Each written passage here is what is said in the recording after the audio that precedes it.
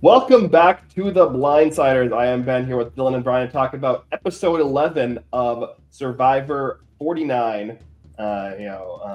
We missed episode 10 because scheduling around Thanksgiving was unfortunately more difficult than we expected. But we Yep. are back here to talk about 11. Maybe splash a little bit of episode 10 in there just for context. Yeah, do we want to eulogize Jawan before we go too far? Yeah, and I think that also these two episodes kind of feel like they go kind of back to back a little together Yeah. because If ever there was a time for us to miss yeah, an the episode. logic for the Sophie vote here in episode 11 kind of derives from the Jawan move and like in particular Sage's kind of storyline through the episodes. So it kind of makes sense to touch on both.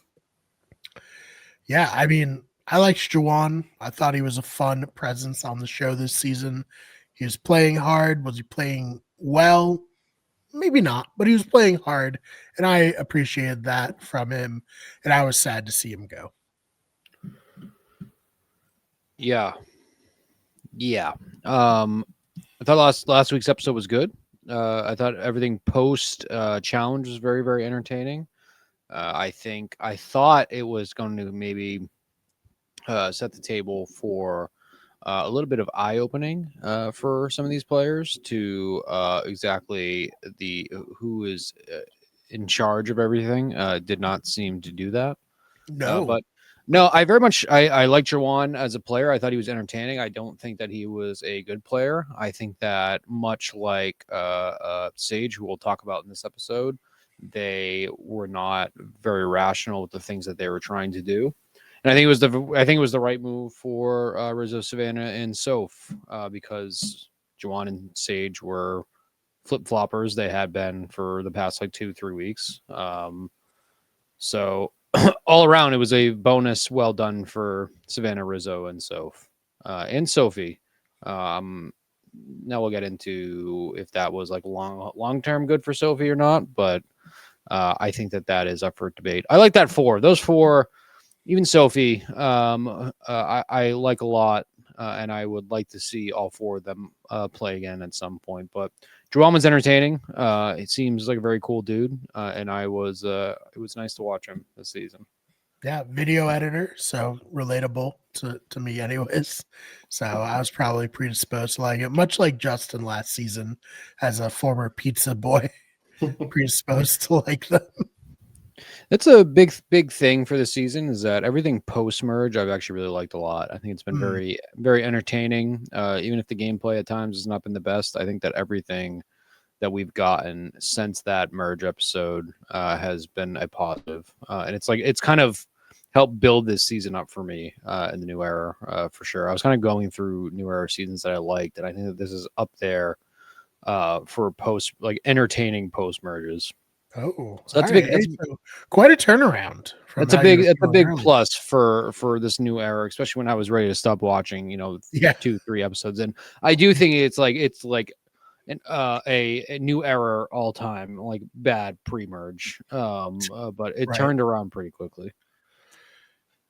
Yeah, I mean, I think that for now, or for me, this season is better than 48. Like, I think like on paper, like if 49 and 48 aired in opposite orders, I think most people would definitively say that 48 is worse. I think the people who might be still like more heavily down on 49 is just because it is the ninth season in a row of the new era and the fatigue has set in to a point where like all of the like little things are that much more accentuated. Things like going on pointless journeys that take up 10 minutes of screen time that like are literally excruciating to watch and make me want to go take a bathroom break during them. Yeah, like stuff like that. Like I still have trouble defending, especially when they're potentially losing a vote or introducing an advantage in at the final seven. Very dumb. But I do agree. I think that my issue with this season is like the macro storytelling at this point because it's been pretty apparent from like basically like the Nate boot on that, like this Savannah, Rizzo, Soph trio are like the only three people that matter, and that everyone else is just kind of like seasoning and dressing on their story. And to me, like that's kind of taken what could be a more interesting season of gameplay, or a more interesting like past, maybe like 5 rounds of gameplay, and made it less interesting to me. And also, I think a lot of the other players like Christina in particular, Sage, this episode, like we're not really getting like a lot of cogent like rationale and strategy from them. Like basically this entire episode, everything that Christina says is indicative that she wants Savannah out, confessionals and all, and then by the end of the episode she's voting with this majority for Sophie. And like you could just say like, oh, the votes weren't there, Steven wanted to vote out Sophie, like it was going to be 5-2 or 4-3, and she just jumped on the majority because she knew she had no control. But like that to me does not like make me take her as a player seriously, and I've basically just completely written her off at this point. And I mean I've written Christina off for like basically like a month and a half at this point, but like still, and to me like that's just kind of weird storytelling, and part of that might be them trying to like do the Samoa Russell thing headed into 50, where they're like specifically trying to hype up the 2 returning players, and that's like the editing tack they're taking, which was a mistake in Samoa, and I think it's a mistake here, because we're not really getting a lot of the motives from the majority of the cast, and we haven't throughout the season, in my opinion. I think you're underselling just how dumb and short-sighted that opposite tribe of Christina, Steven, and Sage is at this point. I think when you really sit back and look at it, the fact that we've said before, if you have an idol that everybody knows about for this long, is it really that dangerous? Rizzo has what is going to be maybe one of the more important immunity idols we've seen in the new era that's going to play out probably next week, is my guess. It's now the fact that we are now going into final 6, right? With Rizzo still has his idol that everybody's known about for about 5, 6, 7 tribals now.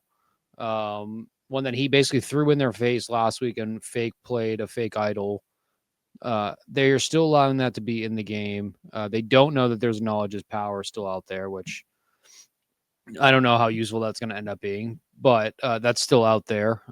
It's like I think the whole idea, and to your point about Christina too, whatever that was all about of her, she just doesn't like Savannah, so she wants to vote her out. Like, I think that whole thing has been like a little bit weird from a storytelling perspective when you don't do that at all here, and you were kind of made a fool last week.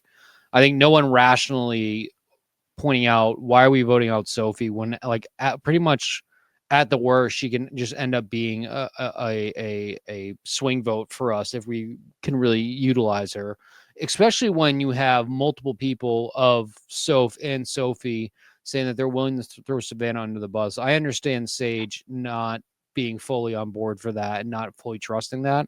You really don't have too much more to go after in this game to try to put yourself on top. To just go after Sophie because you think that, and that's kind of been Sage's whole thing. I've said it from the jump. I think Sage has really been building it up for the cameras, and I like Sage. I've come to like Sage, and she seemed at first like she had a head on her shoulders for what was the right thing to do in this game, because she's wanted to go after Savannah for quite a while now. And I know it hasn't really been a secret for everybody that Savannah is doing well. They need to get her. But I think to then, between the stuff with Shannon and then now this, where you're voting out Sophie, who is someone you need to flip at this point, voting her out to get back at her for voting out Jawan, and you want to like kind of show off to Jawan and the jury when you have absolutely no winning game whatsoever. Like, I think if we're sitting here in 2 weeks and we're talking about Sage being the winner, I think we're talking about one of the worst winners of all time. I don't think we have to worry about that. I don't either, but it's like, if you're kind of sitting there watching this without any sort of additional knowledge, like, I don't know obviously she doesn't know who the winner is when she's kind of doing this. Like, I think that that's just like really, really bad gameplay. I think it's really short-sighted. If Rizzo wasn't, and I people are very split on Rizzo. Apparently, people don't like Rizzo for the most part. From what Yeah, we're talking about that. Before the podcast, me and Brian were before you jumped in, Dylan, kind of going over some pre-podcast things. There's this comparison that I keep on seeing between Rizzo and Xander that like I cannot wrap my head around, and it really I think it took so long for so many people to understand why Xander lost 41 that they've like kind of looped back around to like internalizing all of the wrong things about it and like just projecting those things onto Rizzo, and I don't think they're comparable at all. And I was one of the main people throughout like basically the start of 41 beating the Xander can't win drum. He's overrated. Like everyone who's saying he can win are missing the forest for the trees. And like, I don't think that's the case with Rizzo. The reason that Xander lost 41 and everyone's like, oh, it's because he had this public idol and everyone's like allowing him to just get through. You know, no one's going to try to vote him out even though he has this idol. It's like the reason that people allowed that to happen with Xander in 41 was because he had no agency. He was not driving votes. He was like basically a non-entity in the strategic game, and everyone kind of like universally just agreed that he had no social presence, had no strategic game, he couldn't win, and they were like, fine, like, you know, he can just coast to the final four, and then if he's there, he loses, and we're all just gonna agree that he's our collective GOAT. That's not what's happening with Rizzo. Rizzo is driving the strategy of the game and has for the last like 4 or 5 votes. Like he's like almost single-handedly just picked the boot order since post the Nate vote off. Like he flipped the vote from Sophie onto MC. He called out Alex as a target directly and was like, I need to get Alex out because he's the one, flipping back and forth. He's a swing vote that I want to be in. He is the one who moved the vote onto Jawan. Like obviously that was a collective thing. And then here, he's the first person we see on the show calling out Sophie's name at the reward, and then that ends up being a unanimous vote. Like the story we're being told is Rizzo was running the game. That was nowhere near the story that was being told about Xander. People just like invented that as a thing that was not true in 41 because Erica's edit was so bad. Yeah, and basically before the podcast, I said it's because Xander was handsome. Some people wanted to believe that he was going to win. Rizzo, same boat as us, big nerd. Some people aren't as generous with their evaluation of his game. Yeah, I think a lot of it comes down to like there's a segment of people that are just annoyed by Rizzo's presence on the show or like his personality, and then which we've embraced the Riz God on this show. So yeah. I love Rizzo. I'm very excited. I'm very excited to see Rizzo play against real Survivor players next season. And for me, like it's apples and oranges, not just the same at all. And right now, like I've been pretty confidently saying I think Rizzo is the winner of the season for like the last 2 or 3 weeks. See, I am at the point now where I do, because my one Rizzo takeaway from this week, even though I still think he's playing a very smart game, is I do think that he is kind of, his head has gotten too big for his shoulders. I think it's the second time I've said that in this podcast, for kind of with the tribe that is currently there, and maybe with the jury, where I wonder if that will be the kind of the deciding factor between Savannah and him. Where Savannah has played, I think people have become so obsessed with Savannah. Yeah. But I do wonder if it's almost like a blindsiding thing for them. And I think Savannah has played a winning game to this point. I just don't think that she's played a winning game when you're comparing her to Rizzo. And I agree with you. I think if I was just watching this game completely blind, I would too think Rizzo is the winner at this point. I'm just that's like a scenario I can see playing out. But I also agree with you. Now I'm more aboard with Rizzo winning than I ever have been before. I just think that potentially that's the scenario we're going to see. I think that would add a really interesting element. I think either way, it's going to add an interesting element to 50 with those two. And shout out Brian Wong, longtime listener. to other podcasts. Hopefully not first time listener to this, because Brian Wong is not aware of season 50. There are people out there watching it like that. So I think Rizzo's kind of like, it's both showboaty ordeal he's kind of got going on. I think it's fun to watch, and I think it was very well deserved at the last tribal, because once again, Juwan had now betrayed him like 2-3 times at this point, and was going to try to stab him in the back, and was actively trying to get him to flush out the idol in that tribal. Like, I think that's a big thing that gets lost with a lot of people, where I like Juwan. I think we need to not pretend like Juwan was some like saint, like that he was like playing this like goody two-shoe game. Juwan was very much a flip-flopper and was out for Juwan. Juwan was very upset whenever something was going against him, as like most humans are. And I think that when you take that out on Rizzo, that's dumb. I'm still a Riz God believer.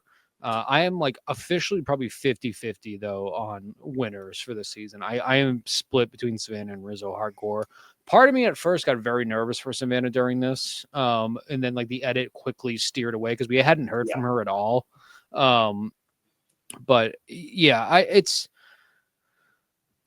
I'm curious to see how it does play out, because like I said, I think the other tribe is playing so bad. And I pulled up an interesting article that was just written, because I did have a question about if the knowledge was power, if Stevens block vote was activated, if it can still be stolen. And I saw other people asking about, because he didn't officially play it in this episode. And I guess once it is activated, it cannot be stolen. So that's why the knowledge is power. I'm just not entirely sure how much that's going to come into play anymore. Especially if Sophie had played that last week. That's the other big thing to talk about, I guess, from last week, is Christina playing her idol. If Sophie had stolen that idol last week, I think that was the time to do it. I don't remember if she knew about Christina's idol at that point or not. She didn't know, but she suspected. So that's a frustrating, where I thought we were going to get a very successful knowledge is power, and I don't know if we're going to get that anymore. But I don't have the faith in that faction to play it correctly. Them being Steve and Christina Sage, to play that advantage correctly. So I guess we'll see on that. But yeah, it's very impressive that the knowledge and power has just not delivered in any season, including Australian Survivor. I in fairness, I don't know if it's been on multiple seasons of Australian Survivor, but the latest season it was on it, and it also wasn't anything. Just like, can we just trash this one? I don't like. What are we doing here? Yeah, I don't get I don't get the obsession with it, because it's like, it's both an overpowered advantage and it's never worked somehow. Right. So like, it's literally the worst of both worlds, where it's like, it's never delivered in terms of entertainment value or like, agency in the game. And even if it did, it probably wouldn't be that like, it would feel kind of bad. Like it's the same thing that we saw like in Island of the Idols with the idol nullifier on Janet, right? Like it's the same kind of vibe. Like, yeah, the idol nullifier worked in David versus Goliath kind of accidentally. But like that also is like kind of a badly designed twist or advantage. And I think it's less badly designed than knowledge is power. And the knowledge is power is like, it's actually insane that it hasn't been used correctly, because it's so easy to use correctly, and then just no one has done it. It's just like the very first season it came, the players immediately figured out how to counter it. So I was like, okay. But then everyone stopped countering it. And so like there was nothing to like, like Soph has had like 4 different opportunities to successfully use it this season so far, and she just decided not to for whatever reason. And we don't know why she's decided not to. She keeps talking about using it. We've had like 17 segments in the last month about the knowledge is power advantage, and it's probably just going to be completely inconsequential. And it's like, why? Why are we investing so much storytelling capital into an advantage that has not been used yet? It's like, it's so bizarre. I also, I want to clarify that article I was reading too, because I think I confused myself reading it, and I thought I had missed something that Steven had already activated it previously and then didn't use it, and then like it was something that carried over. So that obviously did not happen. This is a hypothetical of Sophie can only use her knowledge power at tribal, and he can only activate it before tribal. So then it's like it cannot be stolen. She could have stolen it tonight. Yes. If he plans to use it at the final 6, she won't be able to steal it at the final 6 tribal council if he does the block. So it's like this was the moment if she wanted to use it on Steven, this was the moment. If she wanted to use it on Christina the time before, that was the moment. She had the opportunity to use it on MC and chose not to use it on MC. And it's like, is her plan to steal Rizzo's idol next week? That's the only thing that makes sense. It's like the only thing she can do with it at this point is at the final 6 steal Rizzo's idol. And it's like, what value does that give her at this point? Because she probably just has to play it at that, like she's just, I guess, using it. She just steals it to play it on Rizzo. Yeah, like where is the waste?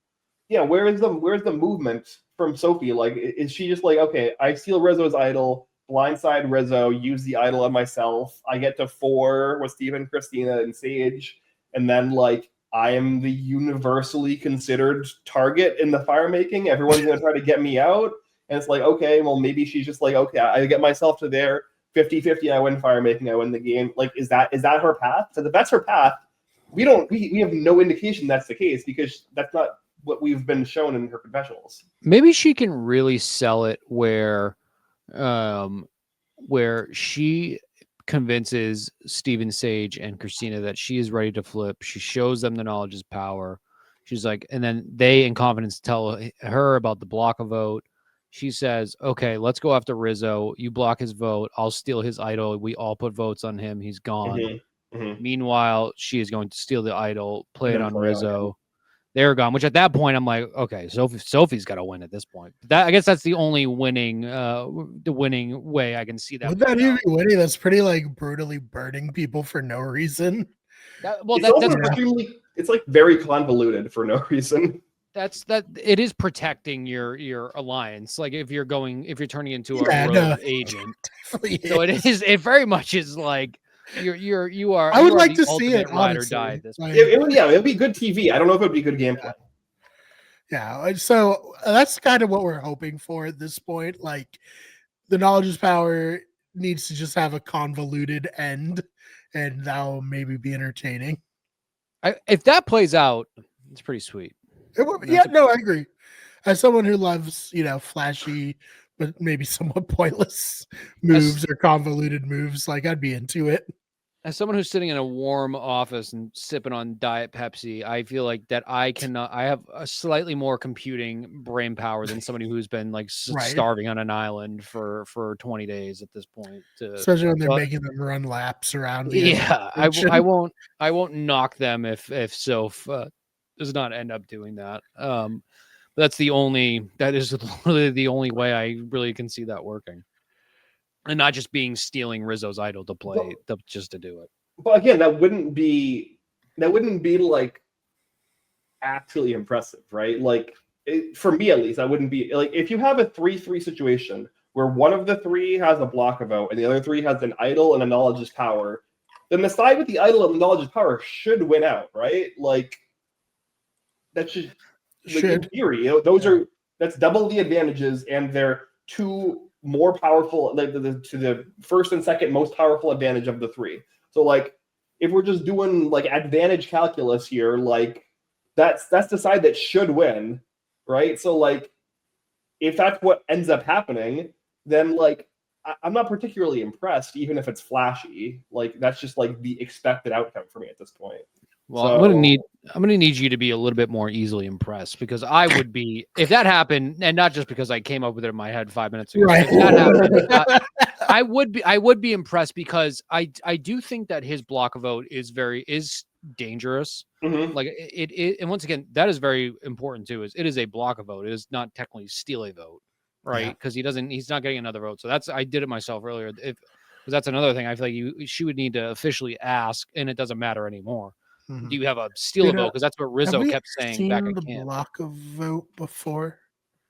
Yes, we've seen it. Yeah. Yeah. No, but I like, can't remember. There's so no. many. So to my knowledge, the way the knowledge of power works is you choose idol or advantage, and advantage is just a catch-all term for everything that's not an idol. So I think that she could still have taken it. She just has to play it on Steven and say he has an advantage. And I think she has to ask, right? Isn't yes, she has to ask, but I think the parameters around the asking is you either say, do you have an idol, or you say, do you have an advantage? And advantage is just everything that isn't an idol. Gotcha. And so she knows he has something that isn't an idol, so she can just ask, do you have an advantage? And she gets it. I thought that. Go ahead, Brian. Here's a question for you guys: legacy advantage or knowledge of power, more of a flop? I mean, legacy advantage caused advantage getting. Right, that's true. So the worst moment in the history of the show. Yeah, it's not a flop in the same way that the knowledge of power is. Knowledge of power is a flop because it's taken up like a collective 7 hours of screen time in the new era for nothing to happen. Whereas the legacy advantage has caused things to happen. Just it's arguable whether those things are good or not. The very first time the knowledge of power was played, it was defeated too. So that's like that's like the other big things that it was immediately defeated. In fairness, Ken playing the legacy advantage is also pretty lame and showboaty for no reason. So not the best, but Sarah getting the legacy advantage was pretty smooth. But then, it ended up in advantage getting, which was horrible. So, I mean, I think the moment of Sarah blindsiding Sierra, but still getting the advantage is better than anything. Probably more compelling than So, even if the advantage itself caused the advantage getting Suri going. Yeah, I'll make this a clip for TikTok. So it's just I don't know. I think Survivor has struggled to make a good advantage or twist since Idols. I don't think they've done a very good job of coming up with something better. They kind of took a few seasons to perfect Idols, and then ever since then they've been trying to recapture the magic that Idols. Exile Island was good also, and they just have not done it for 20 years or 20 seasons or whatever. Yeah, I think the issue with Exile Island is that it's kind of they kind of exhausted all of the potential out of it in the number of seasons that it's run, and there's just nothing particularly compelling to get out of it that we haven't already seen. Right. I think a big to kind of dial it back from advantages and to kind of go back to Sage, because I'm still incredibly frustrated with all that. I think because you go back to her saying the beginning of the episode to Sophie in a very emotional state, obviously, because you quickly just realize that you have blown your chances at winning realistically at this point, of saying that you just handed Savannah $1 million. I was going through kind of when the whole thing with Juwan and Sage kicked off, of when they initially sided, and they've been saying they needed to get Savannah and Riz out forever and to flush out that idol. And once again, they still have not done that. That initially that they voted out, they decided to vote with Savannah and Rizzo when they kind of kicked this whole thing off by voting out Alex, because Juwan was upset that Alex did not tell him about that Alex did not tell him about Christina's idol. Was that what it was? Juwan was upset with Alex about something. Juwan was upset with Steven. That Steven had not. Juwan was upset with Steven about that for whatever. So obviously, once again, voting out Alex kicked off kind of this whole Savannah and Rizzo growing stronger and stronger post merge. So that was mistake number one, obviously. The second was clearly you then take and you vote out Sophie, who was the only other really kind of the last swing vote, once again, realistically, that they had left to kind of pivot towards that. I think that Sage and Juwan have almost done more at this point than Sophie did to enable Savannah and Rizzo. And I think that's once again, I feel like I'm rehashing why I disliked Sage in the beginning, because a lot of it felt very performative. And I think that Sage has shown herself to her mindset in the game at times is correct. And once again, she had her sights set on Savannah, which I don't give her too much credit for being that early, because I think a lot of people are. And apparently a lot of people just don't like Savannah. Like even like at the tribal today, Christina. From what we saw from Christina, that was a lot more kind of just, quote unquote, mean girlish than anything we've seen Savannah do to them at this point. It seems like Savannah's biggest mean girl thing she's done has like won and played hard so far. But once again, edits are edits. So I don't know what is going on behind the scenes to why they all hate Savannah. But I think that it's no Mitch. It's no Mitch just sitting there being like, I need to make this move. I got to make this move, and then not doing it week over week, where there is like still the drama and the entertainment there of it happening for Sage. And obviously we already talked about Juwan being entertaining, but man, talk about just not having any sort of self-awareness to what you're doing, and then calling out Sophie for saying you're giving Savannah $1 million. Because I still thought, and that's the other topic we talked about last week, I thought Sophie flipping on Sage and Juwan was the right move for her last week. And I don't necessarily know what her path forward with Savannah and Rizzo would have been, but I thought Sophie was still a very strong player and challenges to that point. So I do think that realistically you can think when you make that move that a bunch of people on the other side have been flip-flopping. Steven and Christina, what she talked about this week, have not opened up to me at all. Like it's kind of on the opposite side of Sage and Juwan, and Sage this week voting on Sophie, just like not considering numbers, where these other people have taken me in. Clearly we saw this week, they were very easy to throw under the bus because they're doing it properly. They're playing the game in the proper way and protecting their threesome.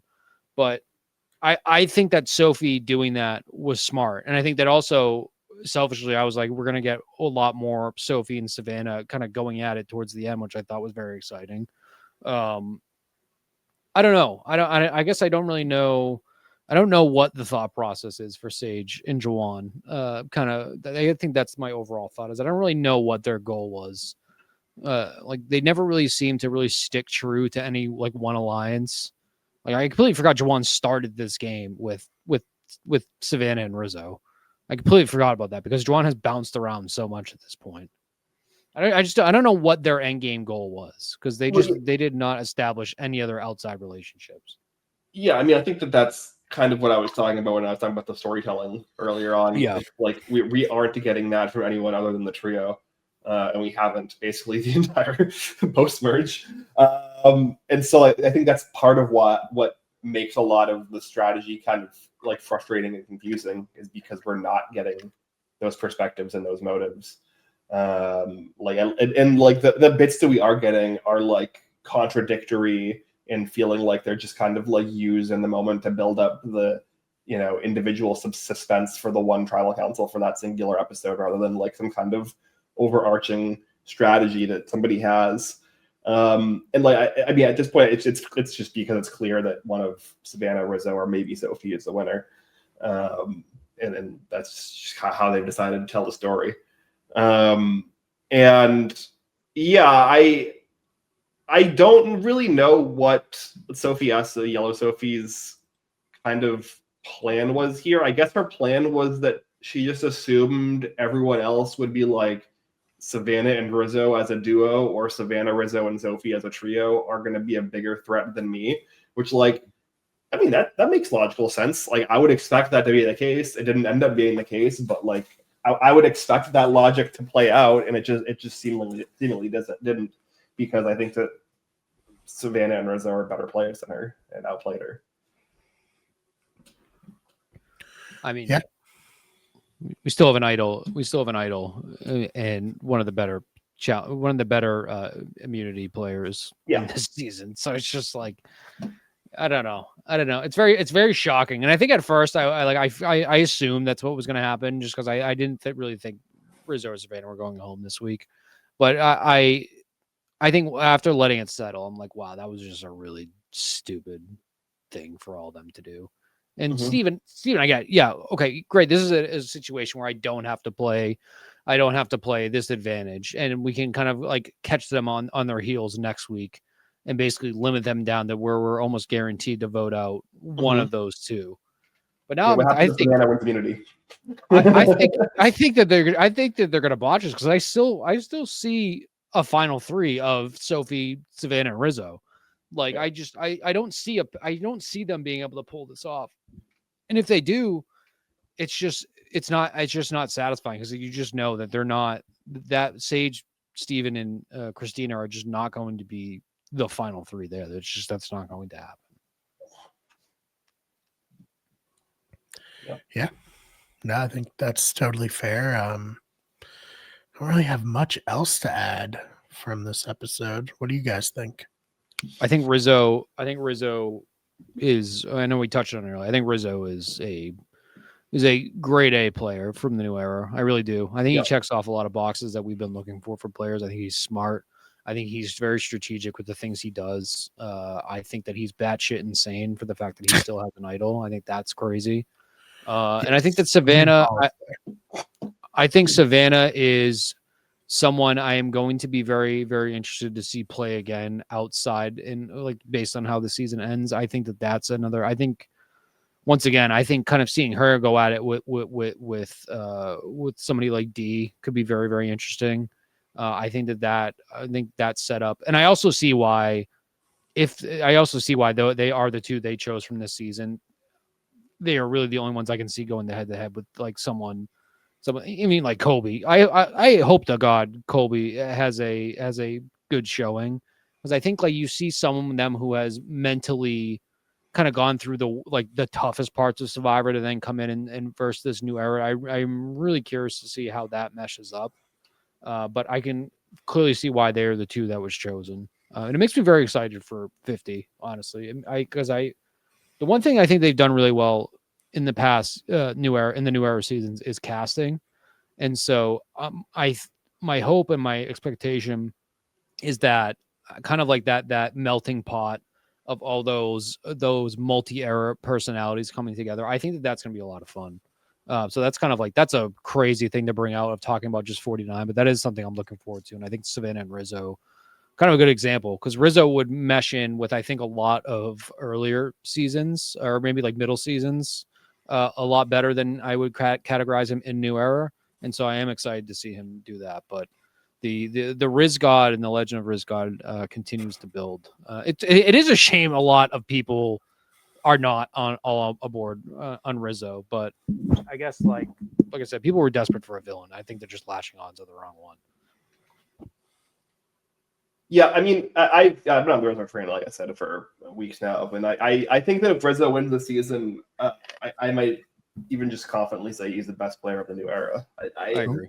I don't know. Like the things he's been doing just from like a social positioning perspective, and then also like I've talked about before, his like both his target management and also his target selection. It's like a very underrated part of the game. And he's I think the Sophie boot this episode is basically a payoff from the move that he made during the split tribal to flip the vote from Sophie to MC. And that to me, like, just retroactively looks like the move of the season. Because basically, like, if he doesn't make that move, then like this can't be set up. You know, they don't have the numbers to make a lot of the plays that they were able to make that when they had Sophie. They wouldn't have had Sophie as a big threat that had no social connection to Christina and Steven to be able to throw her under the bus in this moment. Like, there's just so many like layers to that decision that he was able to kind of see coming and then also like preset up to have the conversation she needed to have at the time with Sophie to like bring her into the fold. Like, just like the amount of forethought that he had to like set up a social structure that benefited him is just like really impressive and something that we haven't really seen to this level in the new era, in my opinion. I think too, just having a really, really strong, and I'll throw Soph in this, but just a really strong alliance of what are basically the two best players in this season.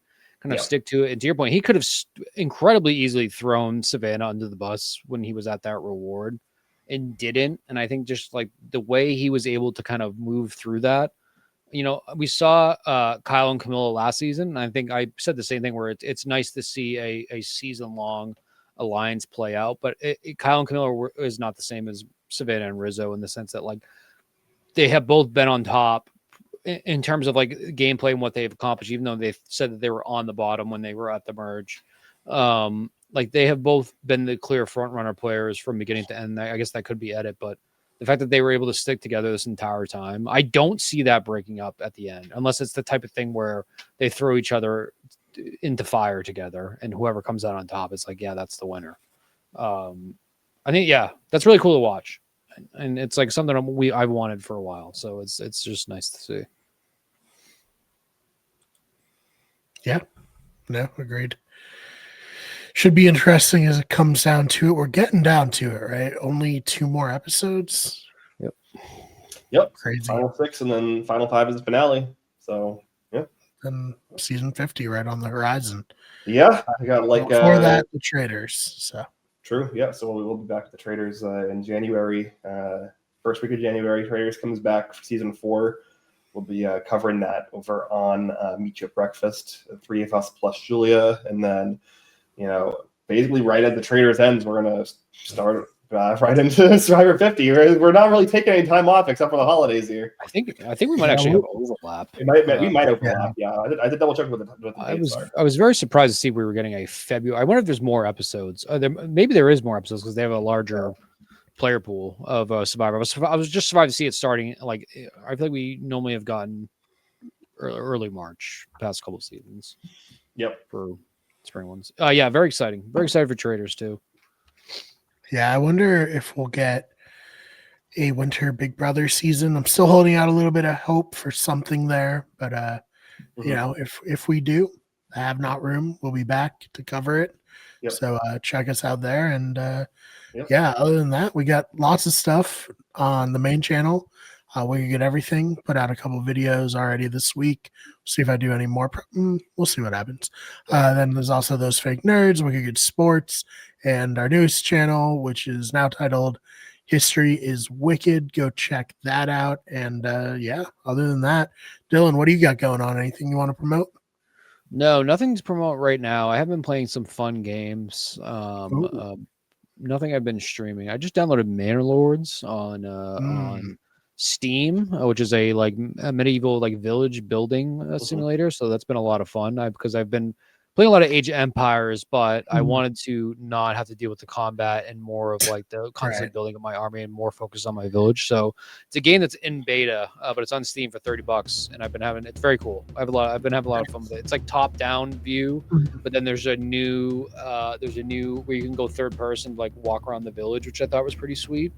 And kind of see how it looks. So if there's any nerds that are into that type of stuff, I highly recommend it. I'm very excited to kind of continue staying consistent with our reality TV show coverage like we just talked about. So definitely just keep following us here. Yeah, and Ben, anything you got going on? I mean, not too much. I'm excited to wrap this up. We got a couple weeks left, and then like I said, I did double check, and the premiere of Survivor 50 is the day before the finale of the Trader season 4, so they overlap by 1 day. Okay. Wow. So yeah, we're not going to take any time off between those 2 seasons. We're not off until the summer. Yep, right off until summer. Yeah, and then Ben and I are right back at it for Big Brother. Big Brother in the summer. So should be fun. Looking forward to it. If you liked this, please subscribe. Check us out everywhere else, and we will see you in the next one.